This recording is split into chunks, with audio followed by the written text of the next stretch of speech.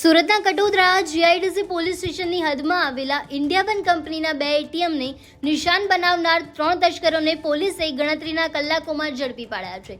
ગત 24 જાન્યુઆરીએ કૃષ્ણનગર અને 2 ફેબ્રુઆરીએ વરેલી ખાતે એટીએમ તોડવાના નિષ્ફળ પ્રયાસો થયા હતા, જે અંગે એટીએમ મેનેજરે ફરિયાદ નોંધાવી હતી. આ ગુનાની ગંભીરતા જોઈને પીઆઈ ભાવિક દિશાના માર્ગદર્શન હેઠળ પોલીસે ટેકનિકલ સર્વેલન્સ અને સીસીટીવી ફૂટેજને આધારે તપાસ તેજ કરી હતી. પોલીસ તપાસમાં વરેલીની ઘટનામાં રામજી ઉર્ફ વિરેન્દ્ર વર્માની ધરપકડ કરવામાં આવી છે, જ્યારે કૃષ્ણનગરની ઘટનામાં રાજસ્થાનના ભવ્વરલાલ સ્વામી અને ચિરાગ ઉર્ફે કાળુ ભાર્ગવની ધરપકડ કરાઈ છે.